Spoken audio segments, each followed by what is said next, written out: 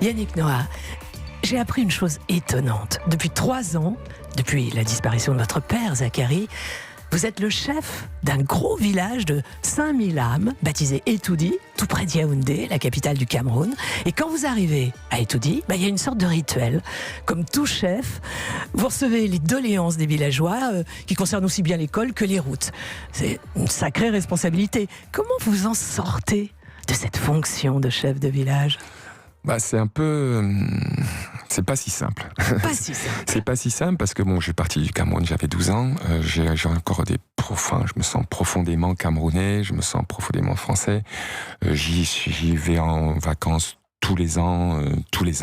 J'ai passé des longs moments. Mon papa y est enterré, mon grand-père y est enterré. Je me sens vraiment chez moi. Mais j'ai vécu pendant 45 ans en Europe, en France, aux États-Unis. Et donc, mais ce sont eux qui vous ont choisi comme chef. Oui, de par la tradition, je suis la descendance. En fait, ça saute à partir du moment où mon père est parti, je suis devenu naturellement le chef du village, à condition que les notables, les anciens l'acceptent. Donc, j'ai été accepté. C'était une cérémonie intense émotionnellement parce que c'était le jour de l'enterrement de papa et donc c'était à la fois le jour même. C'était le passage de témoin. Et ce passage de témoin, il se fait, la tradition, c'est beaucoup de danse, beaucoup de chants, pendant des heures et des heures. Donc pour moi qui est aussi quand même une culture française, c'était assez étrange de danser devant le corps de papa.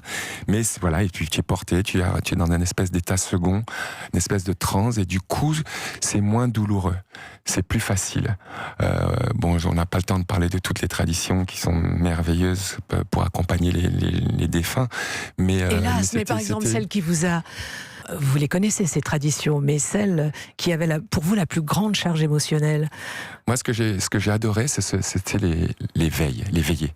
En fait, 4 jours avant l'enterrement, tous les soirs, il y a, donc moi en tant que fils et chef, il y avait un grand feu. Et tous les gens du village qu'il avait connus venaient, et pendant toute la nuit, venaient parler des souvenirs qu'ils avaient eu avec papa.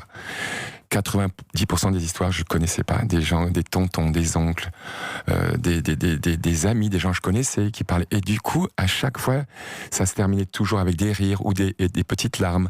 Mais c'était comme si j'avais le livre de mon père, de l'histoire de mon père qui s'ouvrait. Et ça pendant 4 jours. Et c'était très, très, très intense.